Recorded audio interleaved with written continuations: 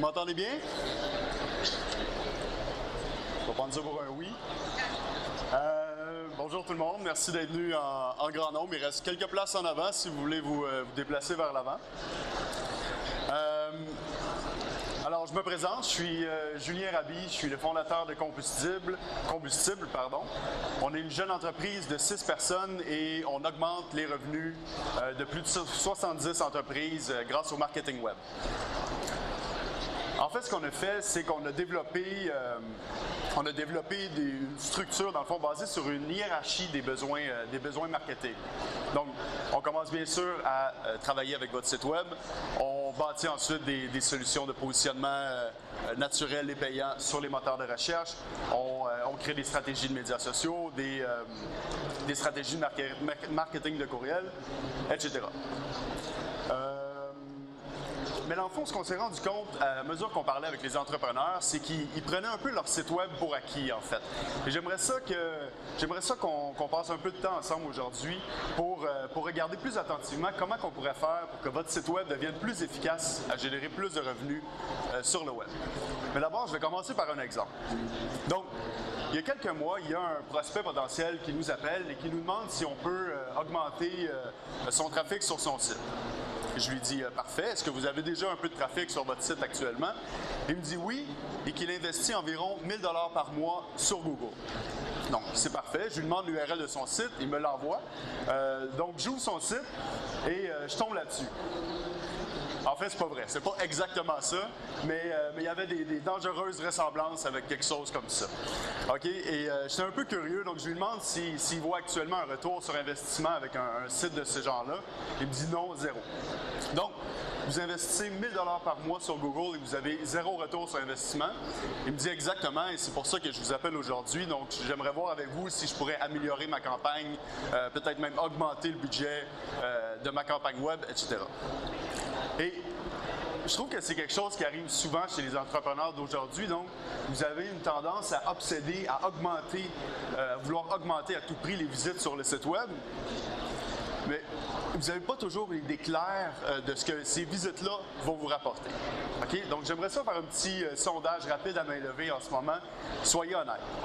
Disons que je vous garantis 1000 visites supplémentaires sur votre site en décembre, au mois de décembre. Combien d'entre vous, en levant la main, allez avoir une idée claire du revenu supplémentaire que ça va vous générer si je vous amène 1000 visites supplémentaires sur votre site? Donc, soyez honnête, en levant la main, combien auraient une idée claire du revenu supplémentaire? J'ai compté à peu près 4 à 5 mains. Donc, on peut être d'accord pour dire que la majorité d'entre vous n'avait pas une idée très claire et c'est normal. Évidemment, c'est pas toujours facile. Donc, on va essayer de voir comment on peut mesurer plus efficacement et avoir une idée un peu plus claire des revenus qu'on pourrait générer grâce à notre site web. Mais d'abord à la question, comment générer plus de revenus sur le web en 2015? Il faudrait déjà se demander en fait, c'est quoi les différents leviers qui vont nous permettre justement d'avoir une augmentation de revenus. En fait, c'est pas très compliqué, il y a seulement 2 grands leviers. On pourrait soit décider d'augmenter les visites sur notre site web, ou on pourrait décider ou travailler à faire augmenter les revenus qu'on génère sur notre site web tout en gardant le même nombre de visites. Donc, c'est essentiellement les 2 différents leviers qui vont faire en sorte qu'on va pouvoir générer plus de revenus sur le web. OK? Tout au long de la présentation aujourd'hui, je vais utiliser souvent le terme conversion. OK? C'est quoi une conversion sur un site dans notre jargon? Une conversion, c'est simplement un objectif qu'on veut que notre site accomplisse. OK? Ça pourrait être générer un appel à votre entreprise, générer un formulaire de contact, une demande de soumission, un téléchargement PDF, générer des nouveaux clients, etc. Donc, vous avez tous, j'imagine, une idée claire de ce que votre site web devrait générer pour vous en termes de business. Et c'est ce qu'on appelle dans notre jargon une conversion. On va utiliser ce terme-là assez souvent dans la présentation. On va utiliser aussi un terme qu'on appelle le taux de conversion. OK? Le taux de conversion, c'est simplement le nombre d'objectifs total générés sur votre site web divisé par le nombre de visites totales dans une période donnée. Ça nous donne un pourcentage et c'est ce qu'on vient appeler le taux de conversion. Je vous donne un exemple simple. Disons qu'en novembre, sur mon site web, j'ai eu 100 visites sur mon site. De ces 100 visites-là, j'ai réussi à générer 2 clients. Ça va me donner un taux de conversion donc de 2 2 clients divisé par 100 visites, ça nous donne 2 de taux de conversion. On va réutiliser ce pourcentage-là au courant de la présentation. Pourquoi c'est important d'avoir une bonne idée claire du taux de conversion? Bien, entre autres choses, ça nous permet de pouvoir prédire la croissance. Donc, si je reprends l'exemple précédent, j'ai 100 visites par mois sur mon site, j'ai un taux actuel de conversion sur mon site de 2 ça nous donne donc 2 clients par mois si mon nombre de visites demeure stable. Si j'investis davantage en marketing web et que j'ai réussi à générer donc 10 fois plus de visites, si mon taux actuel demeure stable, taux de conversion actuel, je devrais pouvoir générer 20 clients. Donc, ça vous permet déjà d'avoir une bien meilleure idée.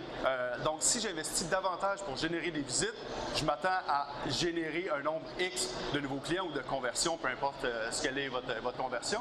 Donc, ça vous permet essentiellement de prédire la croissance.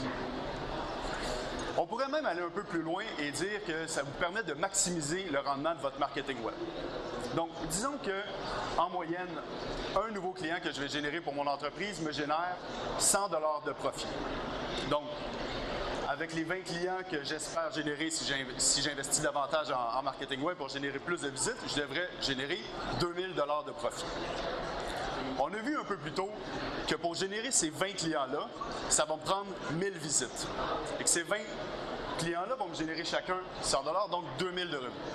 Donc, si je divise les 2000 de profit, en fait, total que ces 20 clients-là vont me générer, par les 1000 visites que ça va me prendre pour générer ces clients-là, ça va me donner un coût par visite maximal que je ne devrais pas dépasser pour rester profitable. Okay? Donc, dans l'exemple présent assez simple, on parle d'un coût par visite maximal de 2 $. Donc, si je dépasse ce 2 $ en coût par clic, ça va être difficile pour moi de rester rentable. Bien évidemment, il y a des tactiques qui vont être plus pertinentes que d'autres. Je parle d'un coût de visite là, qui va être global. Mais donc, j'espère que ça démontre un peu l'importance d'avoir une idée claire sur le taux de conversion de votre site web. Pour revenir à la question un peu plus tôt, on a parlé de comment générer plus de revenus sur le web. On a parlé des 2 différents leviers qui permettent d'augmenter les revenus. Je peux soit augmenter les visites ou je peux travailler sur mon site web pour générer plus de revenus à partir des visites existantes. Si je reprends l'exemple présent, donc 100 visites, 2 % de conversion, ça me génère 2 clients. En décembre, disons que j'aimerais ça doubler le nombre de clients que mon site web génère et j'aimerais ça générer 4 clients. Je pourrais faire 2 choses. Je pourrais doubler le nombre de visites actuelles, donc 200 visites, à 2 % ça va me générer 4 clients, mais je pourrais aussi travailler mon site pour venir améliorer le taux de conversion et ainsi générer 2 fois plus de clients à partir des mêmes visites. Et là, j'aurai un taux de conversion de 4 %, ça va me générer mes 4 clients. Rapidement, si je vous pose la question, d'après vous, qu'est-ce qui coûte plus cher selon vous? Donc, à main levée, qui pense que d'augmenter les visites sur mon site web va me coûter plus cher? À peu près la moitié. Qui pense, d'après vous, que d'augmenter le taux de conversion sur mon site, ça va me coûter plus cher? Donc, les avis sont partagés et vous avez probablement les 2 raisons. Ça dépend évidemment de plusieurs facteurs. Mais il y a une chose importante à tenir en compte. Aujourd'hui, dans l'environnement très compétitif qui est le web, une augmentation de visites, vous allez généralement avoir à attribuer un coût et ce coût-là risque d'être récurrent. Donc, si j'investis 100 $ disons 200 $ par mois pour aller chercher ces 100 visites supplémentaires-là, je vais devoir débourser ce 200 $ à chaque mois pour soutenir l'augmentation de trafic. Par contre, si je travaille sur mon site à venir augmenter les performances de mon site, oui, je vais avoir des coûts de développement web, je vais avoir des coûts de rédaction, peut-être de création de visuels, etc. Mais une fois que je vais avoir fait ce travail-là et que j'ai réussi à augmenter les performances globales de mon site, je vais pouvoir conserver les performances globales sur une longue période de temps. Donc, dépendamment de vos objectifs, ça peut être extrêmement rentable de venir travailler sur les performances de mon site à moyen et à long terme. Donc, une fois qu'on a bien défini l'importance d'avoir une idée claire du nombre de conversions que génère votre site et l'importance de savoir votre taux de conversion, évidemment, la prochaine question, c'est comment on vient mesurer efficacement les conversions sur votre site web. Bien, pour 90% d'entre vous aujourd'hui dans la salle, ça devrait tourner autour de ces 2 grands éléments-là. OK, donc soit générer un formulaire en ligne, soit essayer de mesurer les appels qui vont être générés à partir de votre site web. Donc, c'est essentiellement les deux grandes choses qu'on veut mesurer pour avoir une idée claire des performances de notre site. Dès qu'on parle d'une action qui se passe sur le site web, c'est généralement très facile à venir mesurer. Okay? Donc, si vous avez un outil d'analyse web, normalement, ça devrait être quelque chose comme Google Analytics qui est installé sur votre site. C'est très simple de venir mesurer les actions qui vont se passer à travers votre site et de pouvoir on dit en anglais, les taguer pour en faire des conversions dans Google Analytics. Donc, vous n'avez qu'à demander aux gens qui sont responsables de votre site de venir mesurer l'envoi de formulaire, de les rentrer dans Google Analytics. Ça prend en général une demi-heure, une heure à faire. C'est assez simple. Pour ce qui est des appels, c'est définitivement plus compliqué, plus complexe, mais c'est important si on veut vraiment avoir un portrait global de l'équation.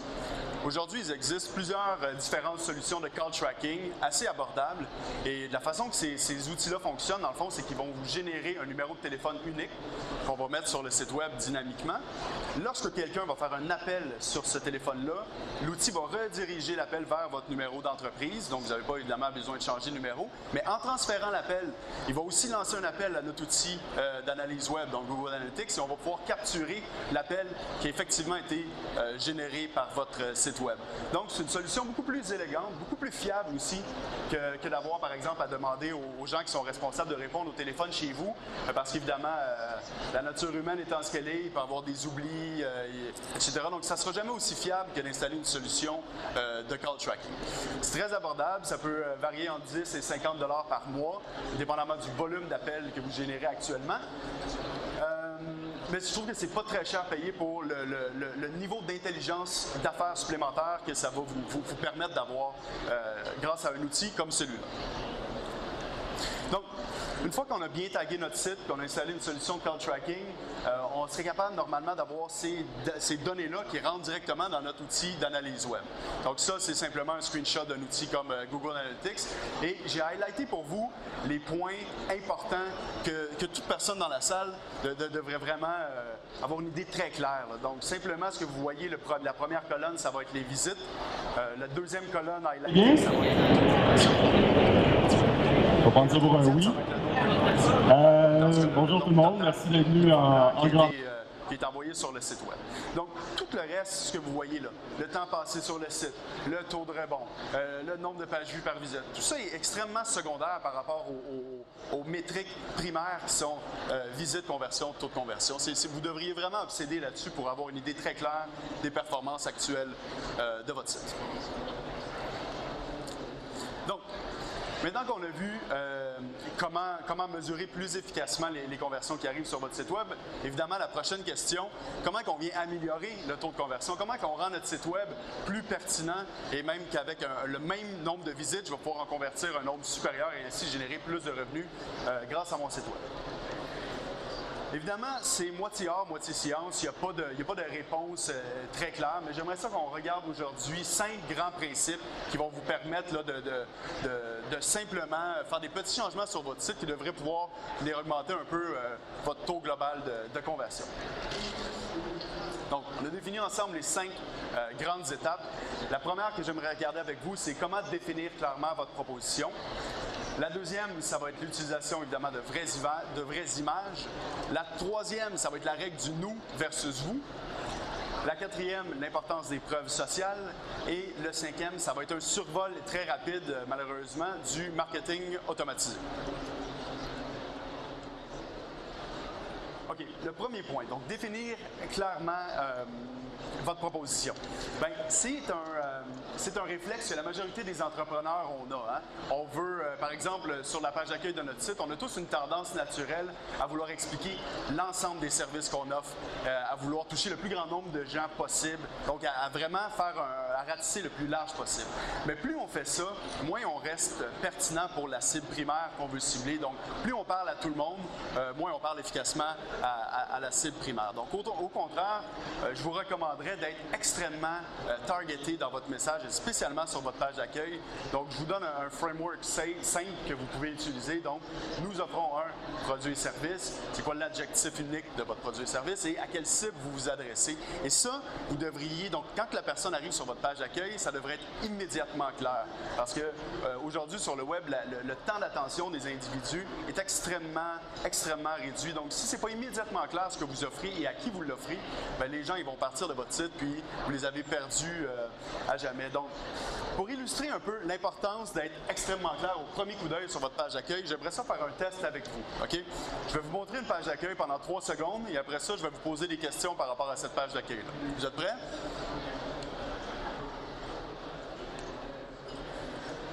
Qui d'entre vous pense que le site que vous avez vu, c'est un site universitaire?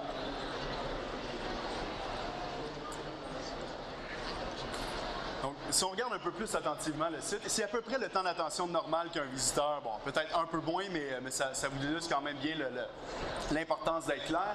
C'est en fait le site du Canadian National, donc le site du CN, qui utilise la plus grosse portion de real estate sur sa page pour simplement évoquer une nouvelle. Donc, je ne sais pas si c'est un partenariat avec l'Université du Manitoba, mais regardez l'ampleur du logo qui n'a rien à voir avec le CN, évidemment. Donc, c'est vraiment c'est dommage, en fait, quelle perte d'attention et d'image. Donc, disons, ça, ce serait le mauvais exemple. Je vais vous en faire un autre 3 secondes. Qui d'entre vous pense que la compagnie est dans la construction de caves à vin? Donc, évidemment, c'est un site qu'on a fait pour un client. Donc, ici, ce qui est intéressant, donc évidemment, on utilise une image qui exprime évidemment la nature du produit, du service, mais on va même plus loin en étant extrêmement défini dans le titre principal qu'on va utiliser sur l'image. Donc, en une fraction de seconde, on peut vraiment bien comprendre la nature du produit et service. Et de plus, avoir un titre comme ça, c'est évidemment pertinent pour le positionnement naturel sur les moteurs de recherche également. Donc, très important, définissez clairement votre proposition sur le web. Au niveau des images, je pense qu'en 2015, il y a une fatigue généralisée au niveau des images de banques d'images. Okay? Ça a été vu, revu, réutilisé. Puis je pense qu'aujourd'hui, avec la technologie d'aujourd'hui, on peut prendre d'excellentes photos sur le web avec un simple iPhone, un bon éclairage. Donc, il n'y a plus vraiment d'excuses à utiliser ce type de banque d'images-là. Puis, ça crée une espèce de disconnect naturel aussi. Quand moi, j'arrive sur le site de ce dentiste-là, c'est bien clair que c'est pas elle, la fille que je vois là, qui va me jouer dans la bouche. Là. C'est évident que c'est pas la vraie personne qui va m'accueillir. Donc, si je compare le site de dentiste que vous voyez là à un site d'un des clients qu'on a créé, donc une autre clinique de dentistes, parce qu'eux autres, ils ont vraiment pris le temps de prendre des belles photos d'équipe. Donc, il y a vraiment un peu une connexion émotive qui se fait un petit peu plus naturellement. Donc, c'est vraiment clair. C'est les gens qui vont me servir quand je vais aller à la clinique. Donc, ça ne coûte pas assez cher à faire aujourd'hui un bon shooting photo pour pas se donner la peine justement d'aller jusque-là pour vous démontrer un peu, vous, votre vraie image au sein de vos visiteurs potentiels. OK. La troisième règle, c'est la règle du nous versus vous. C'est assez simple en principe, mais c'est assez dur à faire en réalité parce que la nature humaine a tendance à parler au nous. Donc aujourd'hui, pendant la journée, si quelqu'un vous demande ce que vous faites dans la vie, on va tous avoir tendance à répondre quelque chose comme « Oui, je travaille chez Combustible, nous sommes une boîte de marketing web spécialisée, nous avons plus de 70 clients, nous avons 10 ans d'expérience, blablabla. » Donc on parle vraiment au nous de façon naturelle. Les gens, quand ils sont sur le web, ils ont un seul but en tête, c'est d'obtenir une réponse rapidement à leurs questions. Donc, ils ont une question, ils vont sur Google, ils tombent sur votre site, ils veulent rapidement savoir si vous êtes capable de répondre à cette question-là. Donc, si vous adoptez dans votre copywriting, dans votre façon de vous décrire, un langage qui est plus approprié au vous, donc, qui va vous permettre d'être plus clair au niveau du visiteur en ce moment qui vous visite et d'essayer de répondre à sa question, bien, vous avez une bien meilleure chance de pouvoir créer une première connexion émotive avec la personne qui vous visite et éventuellement, si la personne juge que c'est pertinent de rester sur le site, va prendre un peu plus de temps pour en apprendre davantage sur vous. Il va peut-être vous contacter pour en apprendre plus sur vos produits et services. Donc ça, c'est très, très pertinent. Essayez de parler au vous lorsque possible. il y a une façon très simple. Si vous allez sur votre page d'accueil et que vous comptez le nombre de je et de nous et que vous faites la comparaison avec le nombre de tu et de vous, vous risquez de voir à peu près un 90-10. Donc, essayez au moins de niveler et peut-être même de balancer. Là. Ça devrait fortement améliorer votre taux de conversion. La quatrième règle, évidemment, maximiser les preuves sociales. Donc, c'est très simple pour n'importe qui d'entre vous d'envoyer de simples courriels à 5-10 de vos bons clients et d'utiliser les témoignages, dans le fond, qu'ils vont vous donner à l'intérieur de votre site web. Ça pourrait être dans un sidebar, ça pourrait être sur votre page d'accueil, etc. Il y a plusieurs études qui ont vraiment démontré que d'avoir des témoignages de vrais clients, évidemment, va venir aider votre taux de conversion. Même principe si vous faites partie d'ordre ou d'organisation. Utilisez les logos sur votre site web. Si vous avez une page Facebook avec un certain nombre de fans, vous pouvez encore une fois utiliser la boîte Facebook, le mettre sur votre site web pour démontrer que vous avez une audience.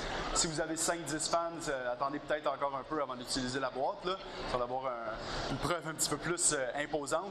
Mais donc, ces éléments-là ont vraiment été prouvés pour venir améliorer, pour venir vous crédibiliser en tant qu'entreprise. Vous démontrez aux visiteurs qui sont sur votre site web, j'ai une compagnie, j'ai déjà des clients, et ça aide à maximiser la conversion.